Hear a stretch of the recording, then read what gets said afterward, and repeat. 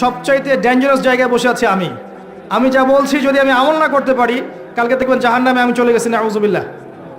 জাহান্নাম উদ্বোধন করা হবে এমন কিছু মানুষদেরকে দিয়ে যার মধ্যে আলেমও আছে। মানুষ বড় আলেম বলবে, বড় কারি বলবে, হাফেজ বলবে, এই জন্যই জ্ঞান চর্চা করেছিল, আল্লাহ পাক জাহান্নামে দিয়ে দিবেন।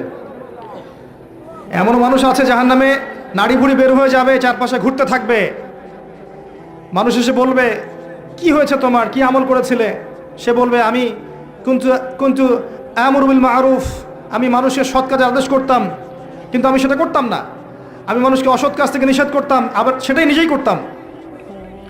এমন মানুষও জাহান্নামে যাবে যার দুর্গন্ধে জাহান্নামীরা টিকতে পারবে না। নবী সাল্লাল্লাহু আলাইহি ওয়াসাল্লাম বলেছেন, সে হচ্ছে এমন ব্যক্তি যে তার ইলম দিয়ে উপকৃত হতে পারে নাই, জ্ঞান অনুযায়ী আমল করতে পারে নাই। তাই যারা বসে আছে এই চেয়ারে, যারা দিন প্রচার করছে, তাদের আরও তাকওয়াবান হওয়া উচিত, মুত্তাকি হওয়া উচিত, জানা অনুযায়ী আমল করা উচিত। আল্লাহ